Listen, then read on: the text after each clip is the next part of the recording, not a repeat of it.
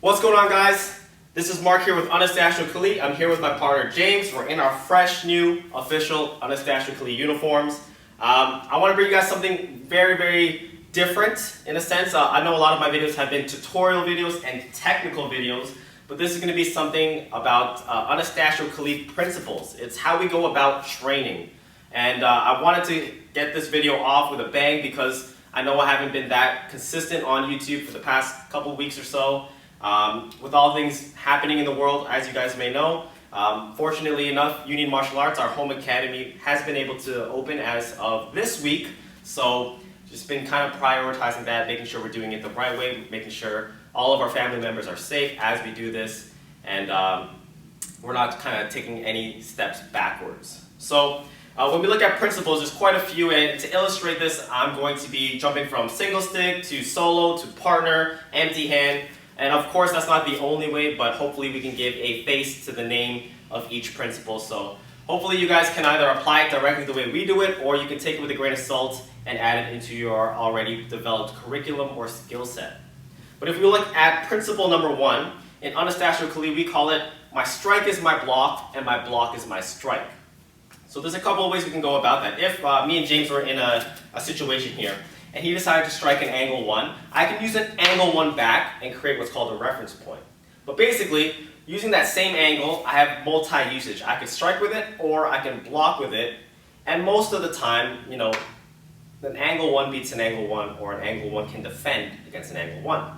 And we've been doing that for a long time, and then I kind of thought about it, you know, if I really want to disarm someone, if I really want to control someone, I can't be the one defending.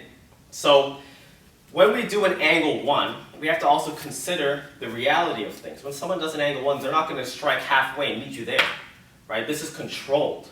So if I need this reference point to work, I need to create that on my terms, not on James's terms. So if we switch the roles a little bit, I'm the aggressor and James is trying to defend. And he tries to block my angle 1 with his angle 1. I blast through it because I genuinely try to hit him. There's no way that that's going to work. My stick's going to be gone in an instant. So to create that angle, or that reference point, I have to strike.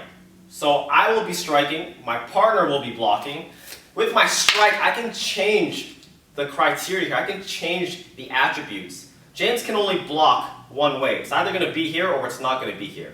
But I can strike slow, I can strike fast. By using a little bit more of my core, my hips, and my shoulders, I can really sell it and make it look like it's coming at him like a blastful attack. But really, I'm going to slow down, pause. I have that ultimate control, right? So fast, slow, hard, soft. I have that choice as a striker. He does not have the choice as a blocker.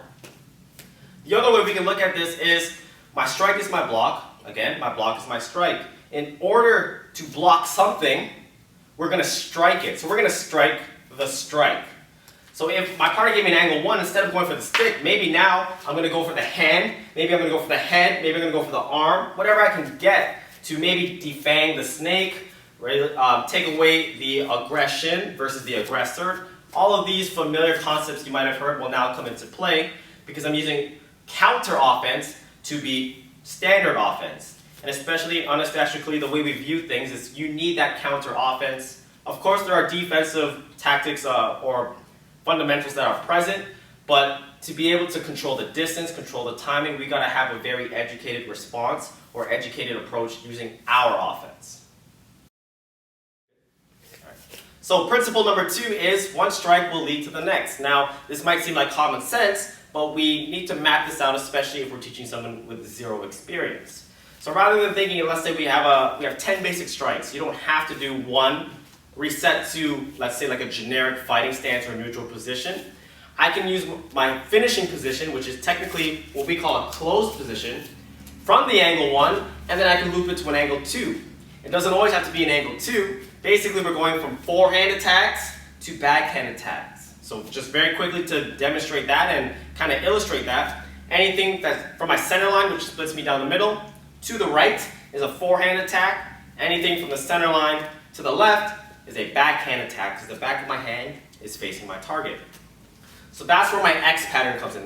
This is where the flowing strikes, the single sinawali's, all of this comes into play where I don't necessarily have to stop and reset every time I want to change the angle.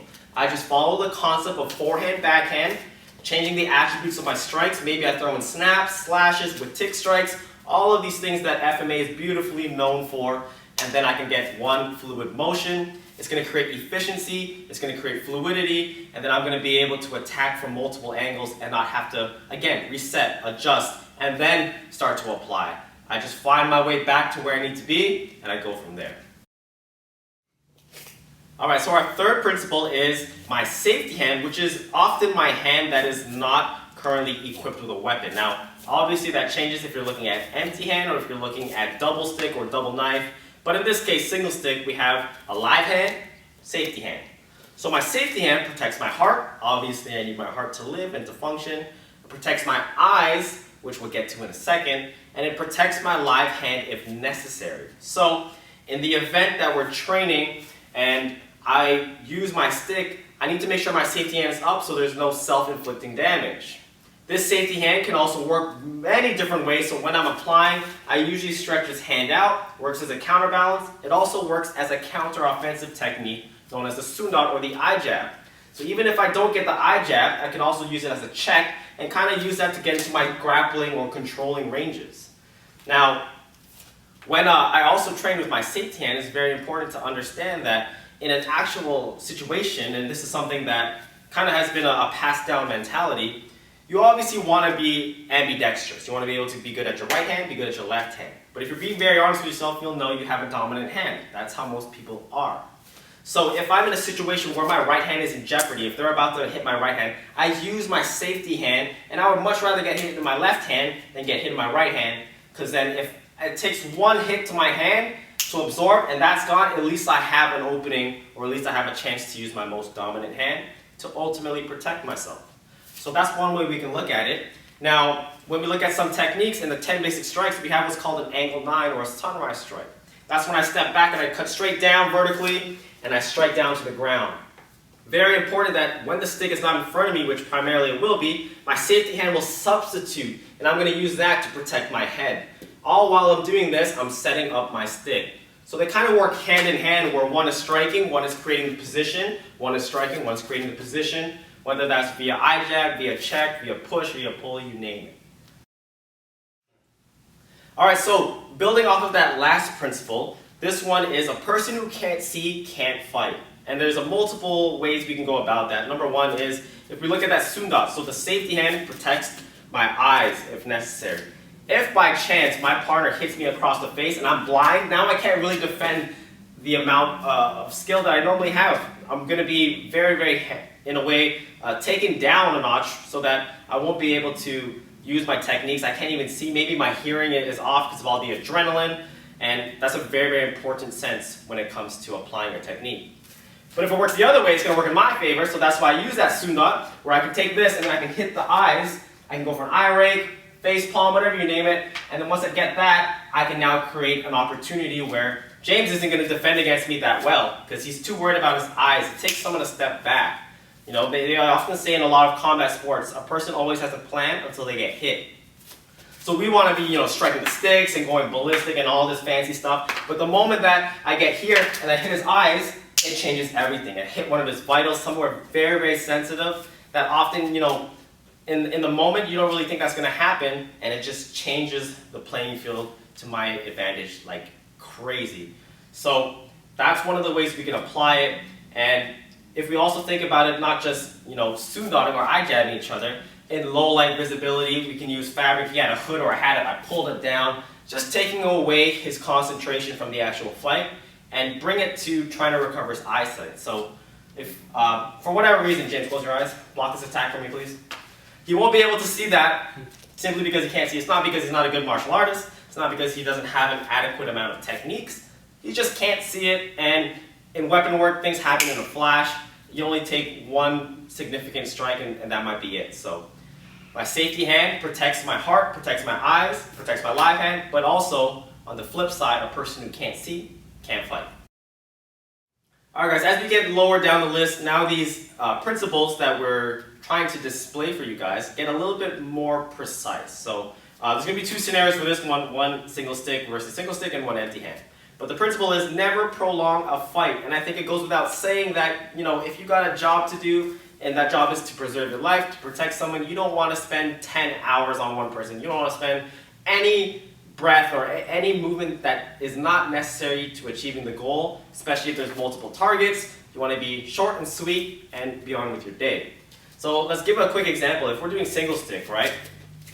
And I create that reference point, and then I come over here and I just start striking, going crazy, doing multiple combinations. And you might often see that in classes or in seminars and stuff, that they do all of these crazy combinations.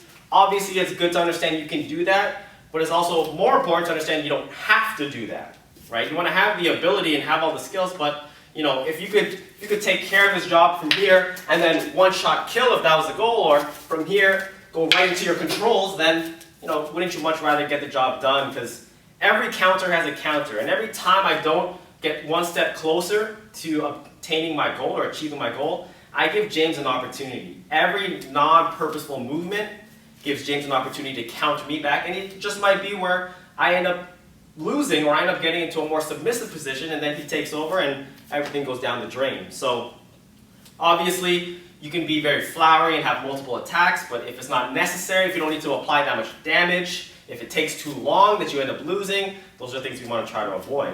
If we take our sticks away for a second, and we're in empty hand, let's say I enter an empty hand range here, going across, yeah.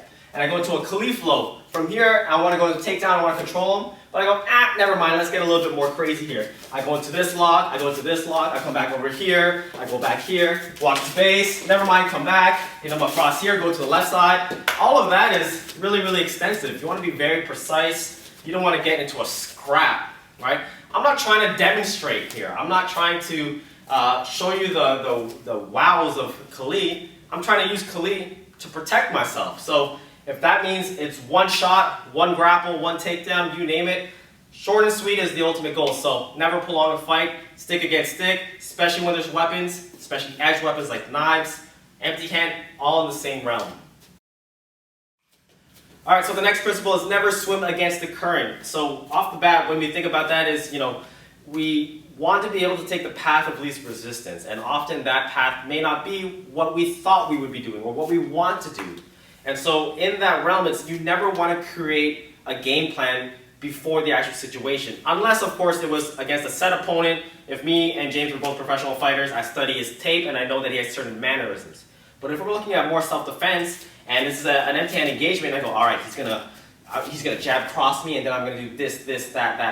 And then he ends up kicking me instead, right? So he goes to kick me, and I go, oh, the jab! And then now I'm swimming against the current, because this is what's actually happening. This is the water, but I'm trying to force the water, or I'm trying to force myself into a position where he's actually going to jab and cross. So you want to be able to instinctively adapt, and what you want to do may not be the right answer, but you got to go kind of with the flow. So if I thought he was going to punch, but instead he kicks, I got to be able to adapt to that kick and then be able to work with whatever is there, right? So we got to kind of break out of the imagination. We got to break out of the, ooh, this is gonna look so good if once he gives me that jab cross, I'm ready for him. I'm gonna good thing his hand and everything, and then he throws a roundhouse to my head, and I'm at a loss for words. So when we talk about never swimming against the current, you have to make sure that you're looking at things for face value, and then you're gonna make the most efficient decision based off of what's there, not what could be there. If he's punching, I deal with the punch. If he's kicking, he's dealing with the kick. I just got to kind of align myself to know the goal is to detain him, to take him down, to defang the snake, whatever it might be, and then I'm going to go about it instinctually. All right, next principle is kind of the same as the last one, and it's very, very simple. It's flow and adapt. So if we're in an empty hand situation again, and off that cross, I do a block check counter, and in my mind I say, you know what, I'm going to counter, I'm going to slap the eardrum, and then that's going to be that, right? So I'm flowing off of this strike, right? I'm working on something that's there, it's apparent. Instinctively I decide to block check counter, but then instead his hand comes up and he blocks me, he tries to trap me here. I have to adapt. This is not part of my game plan, this is not something that I thought was going to happen, but it did. And to adapt to this, I have to give it the same amount of respect. I can't just be like, oh so one more time. Then this time I'm going to go down here because I know he's going to grab it. It's there, it happened, so I got to adapt. This is where your block check counters. This is where you're passing off. This is where transferring or bridging, as we call it, becomes very, very important because now I can just instinctively react and adapt to the current situation. That's, very, very applicable. It's very common. Doesn't matter if it's self-defense or sport. You can still have a game plan, even if it's a proven game plan, because you've been studying this person all the time. But in the ring, you might have some injuries, you might have some pre-existing conditions, and you got to adapt and you got to be able to approach the situation with what you have and what the situation is, right? We kind of look at this again, and let's say I want to block the counter, but this time maybe my hand is broken and I can't necessarily check because it hurts. Maybe my back's against the wall. Maybe the environment is playing a factor in which I have to adapt to. So even though instinctually I'm doing a block check counter, I have to be able to flow and adapt to whatever comes my way. Maybe I failed a wrist lock and then now I have to go into a grip release. I come over here and his other friend is coming. I can't be like, wait, hold on, I'm not done with James yet, and then I continue to work on James. I gotta continue to adapt to the situation because that's out of my control. Alright guys, last one, and this is the process of applying technique, and this is something that I've developed over cross-training with Jiu-Jitsu, taking what we had as a template from Bias Tres Manos and kind of coming to something that I feel like is very, very approachable for anyone with any level of experience. So for your information, kind of like a backtrack here, the Bias Tres Manos method, the steps that we would take, is control, break, eliminate. So let's just vaguely go through that. I'm going to try to control this arm here. If this arm doesn't, if I can't control it, I'm going to look to break it. I'm going to break the arm or defang the snake. If that's not enough here, then I'm going to go for the more vital shots, and I'm going to eliminate my target. And it can work, but you really got to understand your technique to be able to see, is it a control? Is it now we break? When do we draw the line where we don't break and we just go straight to the elimination? So I kind of made a more detailed approach to this. And so first and foremost, the first step is going to be preservation. Now I don't care what kind of martial arts you do, I don't care what rank you have, I don't care how successful you are. First and foremost, don't die. So if he's going to punch me, I got to make sure that I'm going to preserve myself. How do I preserve myself? Do I parry it? Do I step back? Do I dunk underneath? Do I go into a grappling? Do I draw a weapon? Whatever it might be. I got to be able to preserve myself first. Because if I'm hurt, if I'm unconscious, if I'm dazed, I can't make a sound decision that has to be instinctual. I'm at a loss here. I got to recover. So first and foremost, preserve yourself. So when I preserve myself, let's say that was my action here, okay? Now I need to obtain a dominant position, right? I don't want to be in a 50-50 zone where we can blast each other. I don't want to be somewhere where he's grabbing me and I'm in a submissive position. So I'm going to try to get a dominant position, and it just so happens off that I go into my Kali flow, which is kind of like a sequence of how we can get from a striking range to a grappling range, right? So preservation, now I look for position. Once I get a dominant position here, right? I have James bending over, his posture is broken, mine's all good. Now I'm going to control. Now I'm in a place where I have the highest amount of success or success rate to control my opponent because the playing field is no longer even, right? So when I'm in this position here, and now I'm going to control. How do I want to control him? Do I want to go for kind of like an arm lock here? Do I want to go for kneeing him until he's unconscious? Do I want to walk his base? Do I want to take him down? Now all my options are in play of how I want to control him. Okay, so that control cannot happen unless, number one, I've preserved myself. Number two, I have a dominant position, right? I'm trying to give myself the highest rate of success, so I'm going through these steps to make sure that when I do decide to do something that is going to work, or it has a very high chance of working. We can't say 100% all the time, but we can put ourselves in a very, very decent position where it's most likely going to happen this way or the other way. So once we get into the final control, the final step is domination. Okay, so when I decide to dominate my opponent, this is where I can take an extra step. This is normally where we keep the disarms and weapons, right? So if I go through this whole process, for instance, I preserve myself, I get the position, I get the control. Do I need to disarm him, man? I don't have to disarm him. I can take him down, pin him down. He can keep the knife for all I care because he's not going to be able to use it anymore. So this is where I decide, okay, I'm gonna take him down. How do I wanna take him down now? Do I wanna judo throw him and flip him on his butt? Do I just wanna very subtly sweep his base? Do I wanna just switch this to a control and turn it into a choke? Now I have the choice to expand on that controlled position, on that controlled environment that I have, and now I can one-up him. Maybe lock in a final submission, maybe get into his knees, maybe again, with this takedown here, maybe I didn't need to take down, so I classify this full circle throw as the domination part, where I get my opponent down here, I can go knee on belly, and then now it's a lot harder for him to defend himself, or now it's even that much more favoring myself because now I'm dominating, right? So I don't always have to go to a takedown. Every sequence I do doesn't have to end up in a takedown. The ultimate goal is to preserve my life. After that, everything is just kind of one-upping that situation. So this is how we're going to try to approach things with Anastacio Khalid, because you don't have to go for the elimination all the time.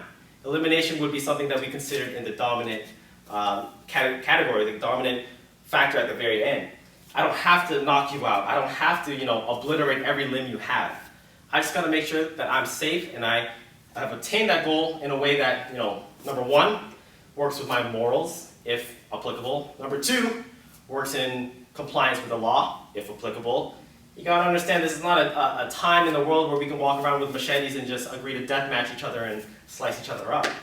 There's things we have to comply by, there's people we gotta go home to, there's lives we have to return to. So if I'm in a situation where I've been training extensively, I've created a position where I can control and I don't have to knee you in the face 1,000 times, I'm not going to knee you in the face 1,000 times. I'm going to dominate your position, I'm going to control you here, and I'm going to make sure that I can go home to my family.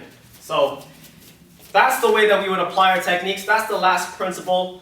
I hope you guys enjoyed the video. I hope we were able to educate you guys on a little bit more of the structure of AKA and Filipino martial arts. If you guys did enjoy the video, make sure you give this video a thumbs up, subscribe if you're new to the channel.